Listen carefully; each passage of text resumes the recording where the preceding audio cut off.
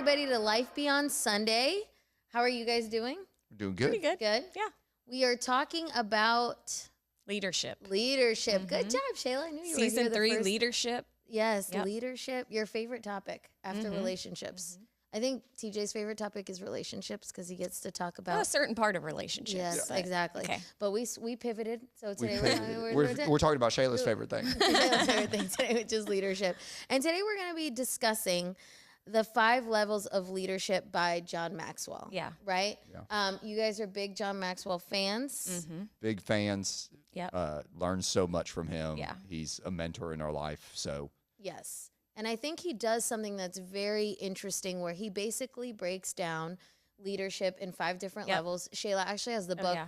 5 Levels of Leadership. Yep. by If John you haven't Maxwell. read this and you're a leader, like, get it, read it. Yeah. It's powerful. Yes, it's very good. So today we're going to discuss a little bit about that book. And basically, I'm going to give like an intro where he breaks leadership up into 5 levels. Yeah. And level 1 would be positional leadership. So I'm going to give a brief summary and then we'll dive into each one of them. So level 1 is positional leadership, which is basically you have a title and people follow you because you have a title. Yep. The second one is permission, where you create basically relational equity and people now follow you not just because of your title, but because you have relational equity.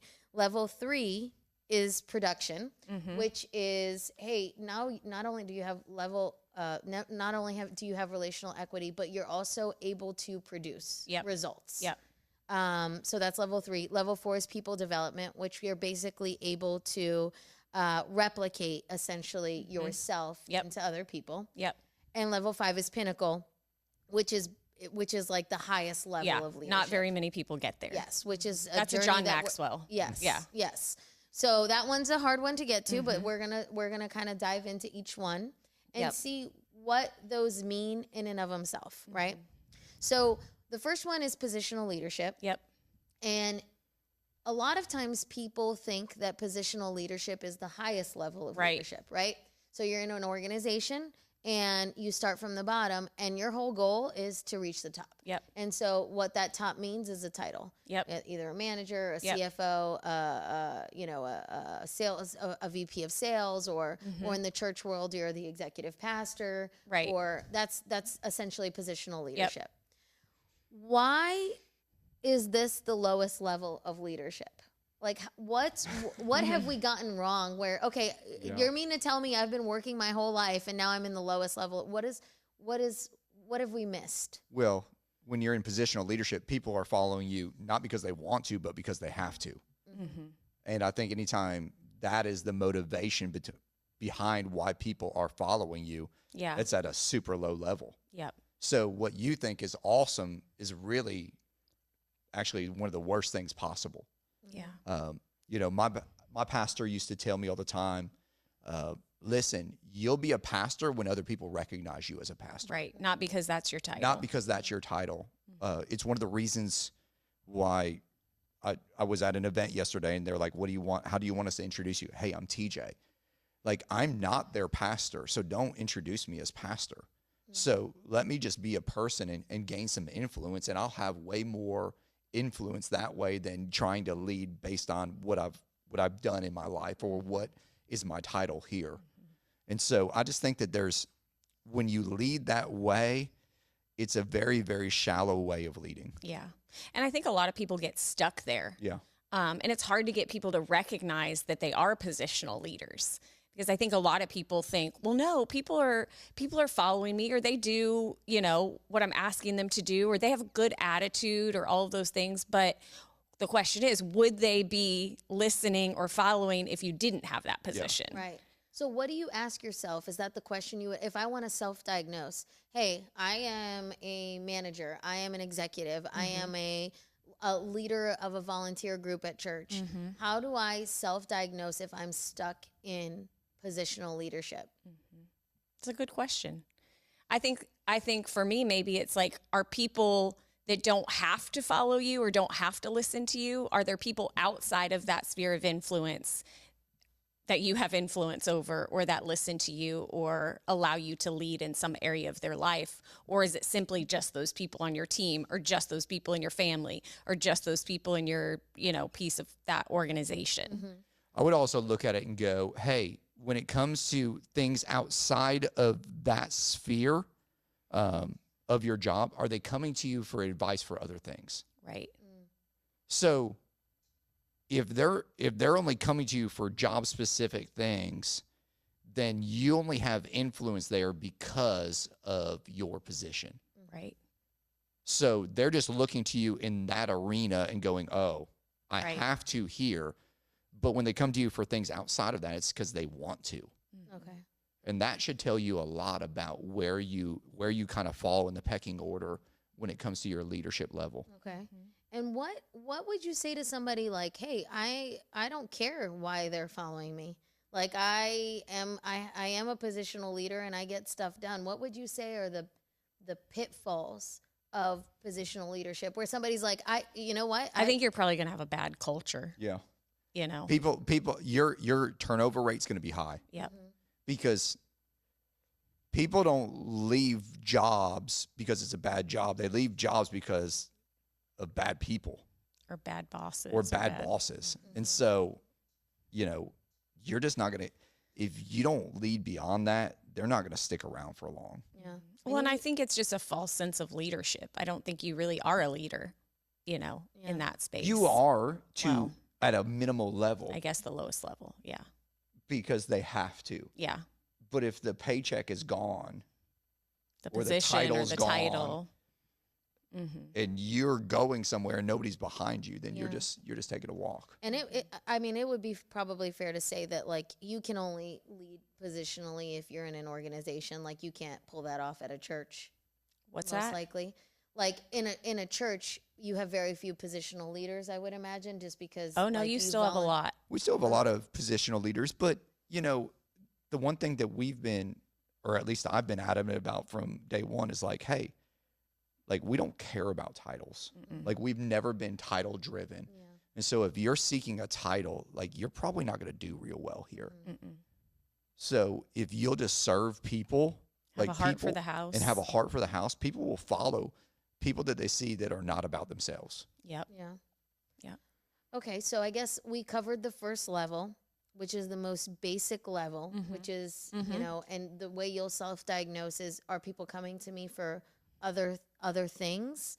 And do I have a what was the other one that you do?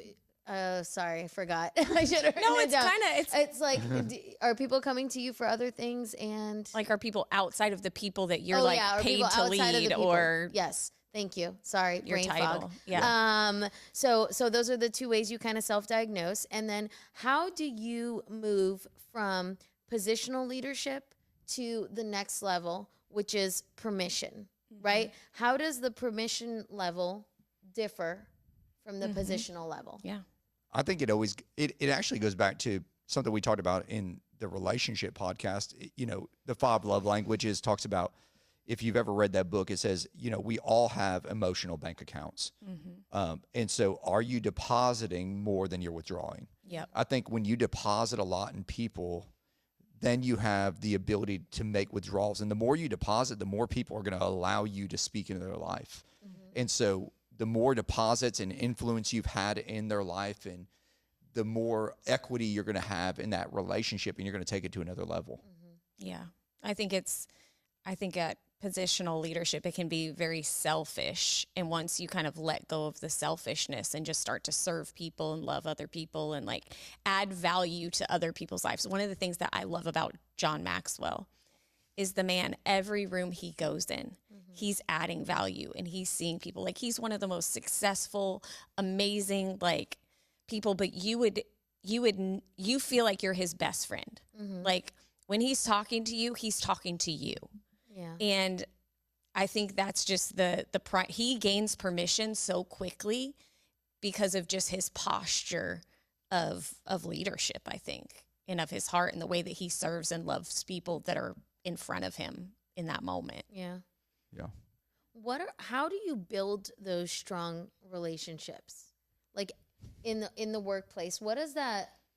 How? Like Genuinely caring. The same way you build healthy relationships and deep relationship, it takes time. It takes investments. It takes humility. It takes you going, how do I lift them up?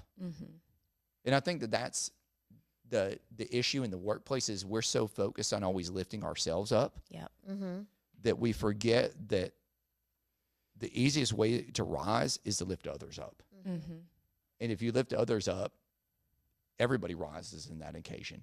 And so how do I build other people up? You know, my pastor used to always tell me, like, always be replacing yourself. Try to help people be better than you at what you do. And I think that if you take that mindset and people see that your heart is like, hey, I want you to win, right, man, they're going to follow you, and they're going to give you permission to go, hey, Kelly, like, hey, when you did that was not the right way to do that. And you're going to receive that because you know that they actually want you to win. Yeah. And I think that takes you winning their heart. And that means that you're going to have to give a lot more than you receive. I think there's an authenticity that has to be there too. I think people can smell BS from a mile away. Like, are you being genuine and authentic with me? Or are you just doing this because, you know, you have an ulterior motive or something like that? And I think it's also how you live your life every day. What are you consistent in doing, and how your life looks, and do I want advice from you? Do I want to give you permission because of how I see you interact in every area of your life? Because if we're not consistent in those things, or they don't see us consistent in building people up or encouraging people, or, you know, caring about stuff outside of our job, like for coastal staff, we have a value that's we own it. And that means, like, we steward this. This is our church. This isn't just my ministry and I care about my ministry. No, I care about the whole. And so if we move outside of just our own, like, sphere of this is what I do, to having a heart for the whole thing, I think people begin to see, like, oh, they're not just concerned about themselves or what they do. They actually care about my position or how this is going over here. And it builds credibility. Yeah, and part of that, we talk about it. If kids ministry is losing and worship was great, then worship lost. Yeah. And it's having that mentality of, like, man, we're all in this together, and so I want everybody to win. Yeah.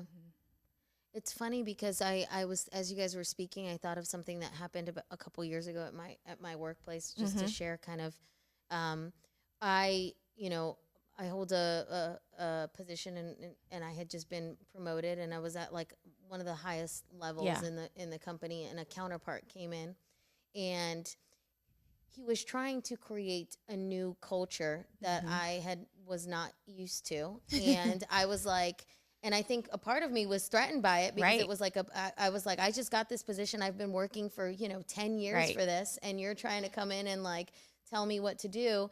And today, now we are actually working towards that goal somewhat together. But I was threatened by that position, and counter to that, I think he came in also using his position because he had no relational equity. He had just gotten there, and his soft skills weren't necessarily the best. And so it was like it was butting heads like crazy.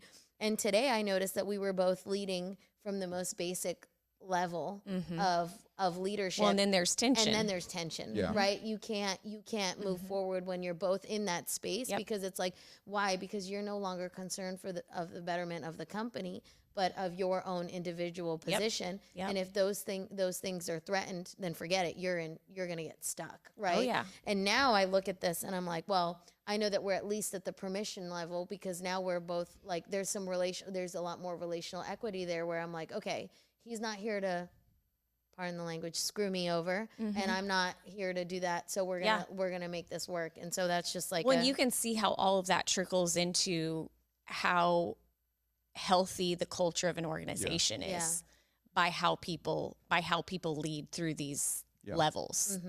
Well, and we had Charlotte Gamble come talk to our staff and some of our team one time, and she said, hey, when you're thinking about leadership, it needs to be mission over position. And if you're constantly thinking about position, then it's never about the mission. And so if you're leading out of position, then you're not really looking at the big picture of the mission. And I think that that's the problem with a lot of people, is they're not looking at the whole. Selfish. And when you're not looking at the whole, you're looking at me. It's all about me, myself, and I. And we know this, that the moment it becomes about ego is edging God out of that place. And so how did God lead? He led by serving. Yeah. And so I think that it just goes to that. As you serve other people, you gain a greater level of permission in their life. Yep. Yep. Yeah. So permission is, you would say, to create that relationship, to go into that next level. So you leave position and you want to create healthy relationships so that you're leading from level 2, which is permission. Can I say something about that though? But it's not just caring about their job and them succeeding in their job. It's caring about them personally, like knowing their kids' names, and you know, doing those types of things and actually care, like knowing their kid's birthday is, knowing their anniversary is, you know, try to celebrate those things. Yeah. Like Shayla and I were just talking about how we're going to be gone on vacation when our assistant's birthday is coming up, and what are we going to do? like we're looking ahead. She happens to be standing right over there. Shout out to the birthday. But you know, we're going, hey, like we've got to figure, like when's this your birthday, Jen? June 30th. If you guys see Jen on June 30th, Shayla and TJ would have abandoned her, so wish her happy birthday. Gosh. Go ahead. But it's like, hey, this person means a lot to us. They're part of our family and our life. Like, how do we honor them, even though we're going to be out of the country? Like, how do we do something? It's just thinking about those simple things, but those things make a big difference. Yeah, that's good. And those things also not just being intentional, but also it does take time, takes humility, takes selflessness, and takes authenticity, right? Okay. So if we're in position and then permission, now we go to production. So nobody wants a leader so actually, let me ask it this way. Is it okay for me to love on everybody and not produce? No. So what characterizes like the production level of leadership, and why is it important for leaders to produce results? I know that actually seems like a dumb question. Let me look at my book. But why is it important for leaders to be able to produce results? Because fruit matters. It's good. Like, if you're not producing fruit, then are you really productive in life? Well, and I think the way that you get to that production kind of level is because when you move through permission, people are bought into you and they love you and they feel valued by you. So therefore they want to produce because they feel like I am a contributor. I'm going to be noticed, or I'm going to be, you know, all of those things. And it's easier to have the more difficult conversations because you have relational equity. If you don't have that and you're leading out a position, that's when people are quitting and they're leaving and they're whatever, because just like, I got called out on something. But when you move through the permission into the production, I think the production happens because people know that they're valued or that there's relational equity there. And so they desire to perform in a way. Yeah. Agreed? Yeah. What's interesting is, you know, we moved here 15 years ago, and we literally had to go through go through every single one of these, starting a church where we knew no one is like, hey, we're the pastors. This is the position, you know, and we had very little authority there. And then as we built relationships with the people that were in our church, all of a sudden we gained that kind of, we moved into that relational equity phase. And then all of a sudden we started growing as a church, and people are like, oh man, there's something to what they're doing. Like, we're going to trust them more in our life. And it just allowed us to have more and more influence going through each of those things. But I think if there's not a production with the position and the permission, then people go, why? Yeah. Why are you here? Yeah. Like what's the point? So there's got to be some sort of, there has to be some outcomes that are happening through that. Yeah. And sorry, I'm going to share something else if that's okay. Yep. About a couple months ago, I was having a problem with somebody on my team, and the person wasn't producing. And I was like, man, what is going on? Like, everything was fine. And then all of a sudden they just like, they're not hitting a KPI. They're not, you know? So I approached I was like, I'm going to have a very difficult conversation with this person. And I approached the person and I said, you know what? I need, what's going on? We need to have a conversation. And he ended up explaining that he was going through something very, very difficult in his personal life. Yep. And so I was like, okay. So I said, listen, we're going to have to kind of walk through this together because like, I want to be able to, there's a lot going on and I want to be lenient on this. Also, we have to get you back to producing. Right. And so balancing those two is really difficult. But I do think, he said something, he said, one of the reasons I'm okay sharing this is, one, I know you're a practicing Christian. He literally used those words, and I think that you'll understand. And I was like, okay, good. I'll tell my pastors they said that. But he's like, I think that there's like a calmness about that, and that gave me, and two, I know that you care. And I was like, yes, I do care, and it sucks that you're going through this.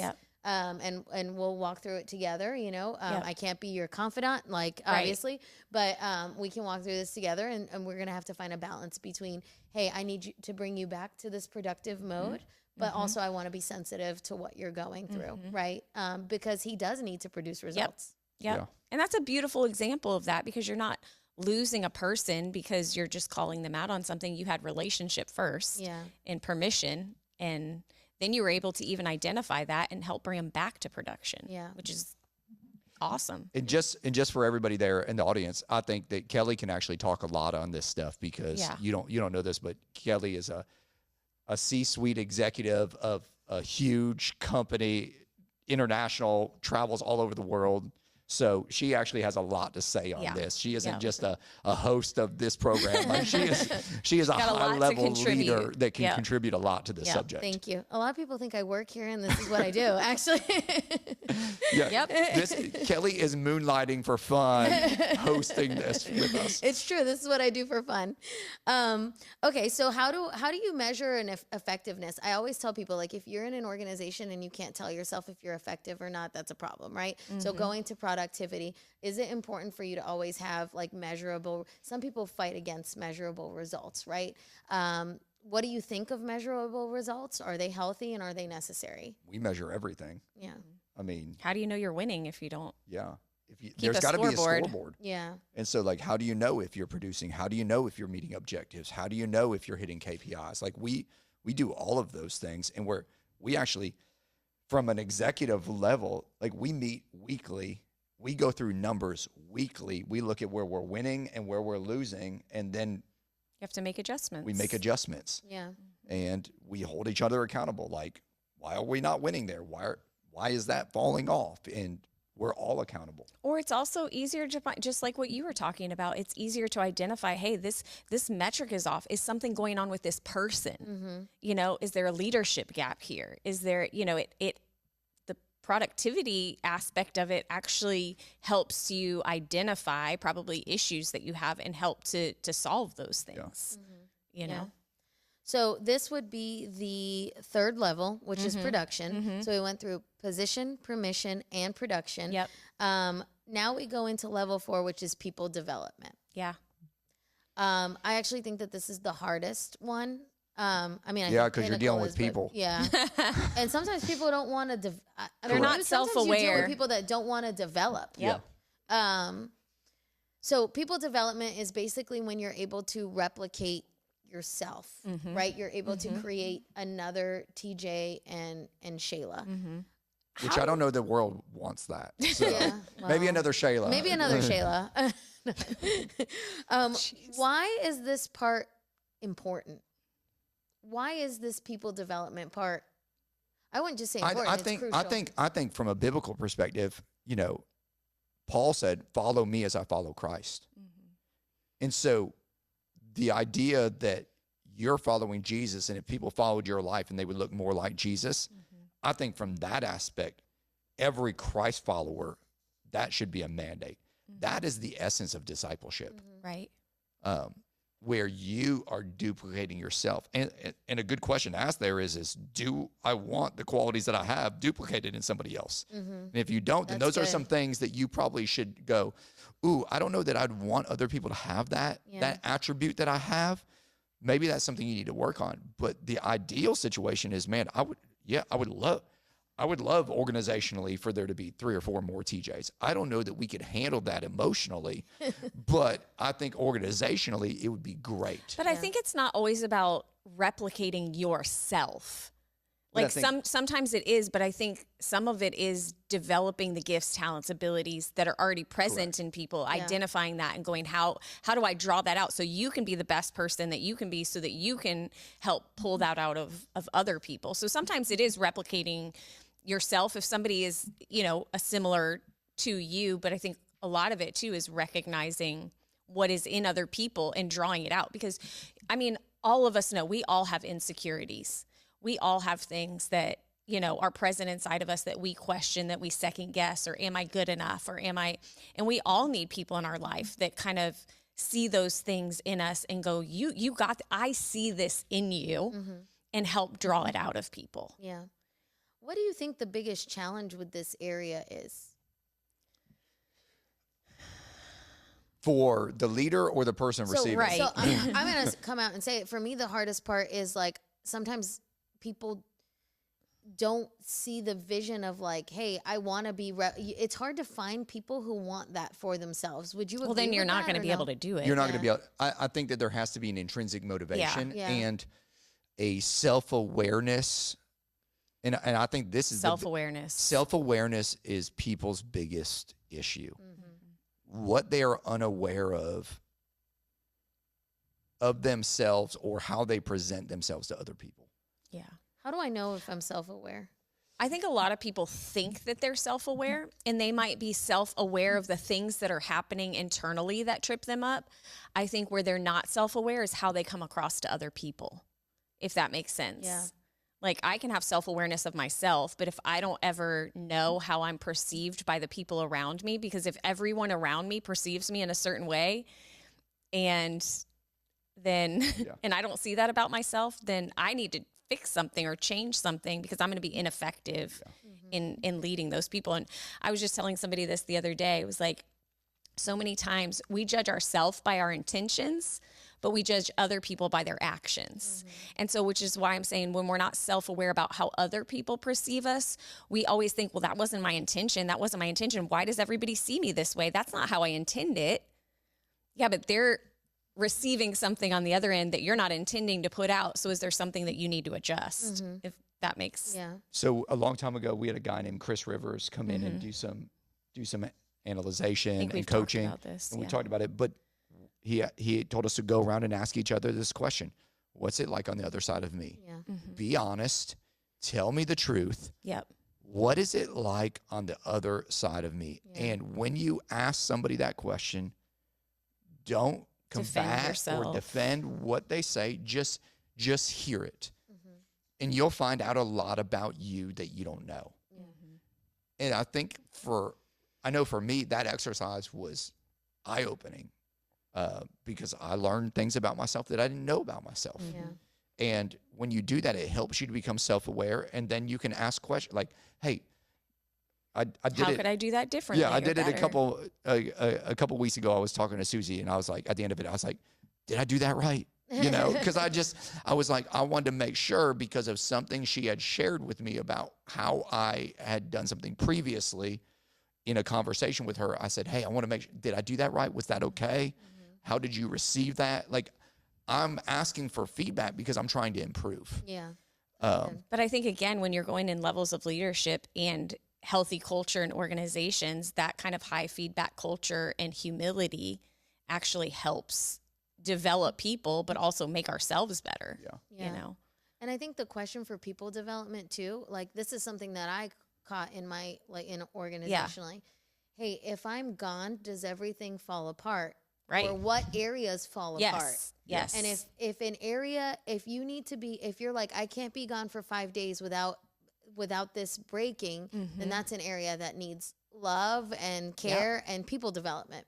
And sometimes to replace you, not replace you, but like sometimes you're going to be like, well, I'm going to be gone. One single person can't do everything. But I have 3 people here. And this person has a strength here and they can hold this. This person has a strength there and they can hold that. And this person, so I'm developing those people and those skills and I can step away and everything's okay. If you can't leave and everything is going crazy, then that's probably because you haven't reached the level of people development, right? Because you need to be able to do those things. Yeah. Right. That's probably a sign of pride, because you're not willing to let stuff go. Yeah. But anyways. And the 5th level is pinnacle. Can you guys explain what pinnacle is? I'm like, pinnacle is like John Maxwell. John Maxwell is pinnacle, right? Like he's lived enough life and he's just influential and you don't even know him because of what he's done and just who he is and how he's lived his life and made a difference and affected, the leadership culture, the world,